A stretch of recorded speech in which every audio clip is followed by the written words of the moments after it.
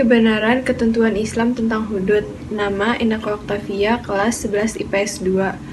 A. Pengertian hudud, dan B. Dasar hukum disyariatkan hudud. Dalam bahasa Arab, hudud adalah bentuk jamak dari kata had yang berarti batasan atau menentukan batas-batas. Menurut istilah, hudud adalah pidana yang diancamkan hukuman had, yaitu hukuman yang telah ditentukan macam dan jumlahnya dan menjadi hak Allah SWT. 1. Hukuman yang bentuknya ditetapkan oleh Allah. 2. Hukuman atas pelanggaran hak Allah. 3. Hukuman atas pelanggaran hak Allah dan hak hambanya. 1. Al-Quran. Salah satu bentuk hudud adalah hukuman yang berlaku untuk orang yang berzina.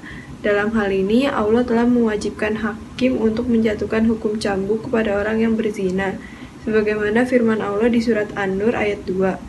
2. Hadis Nabi SAW.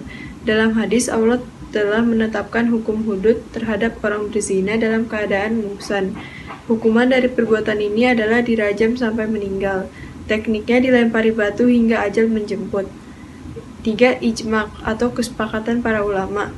Jumhur ulama bersepakat bahwa hukuman hudud adalah hukuman yang telah disyariatkan oleh Allah SWT di dalam sistem syariat Islam.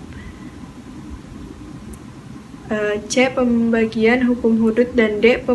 Dan bentuk hukum hudud. Hukuman hudud adalah hukuman yang telah ditetapkan oleh Allah SWT terhadap pelaku dosa. Menurut mazhab Al-Hanafiyah, ada 6 perkara pelanggaran yang dihukumi hudud, yaitu berzina, menuduh orang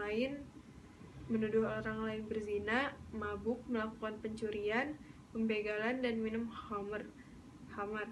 1. Hukuman rajam. Rajam adalah hukuman bagi pelanggar hukum agama dengan melempari. 1. Hukuman rajam. 2. Hukuman cambuk. 3. Hukuman pengasingan. 4. Hukum potong tangan dan kaki. 5. Hukuman dibunuh. 6. Hukuman disalib. Syarat, waktu, dan tempat pelaksanaan hukuman hudud. 1. Syarat orang yang dihukum dan pelaksanaannya. Hukum hudud hanya berlaku terhadap orang-orang yang benar-benar memenuhi persyaratan, yaitu beragama Islam, berakal sehat, dan sudah cukup umur bagi pelakunya.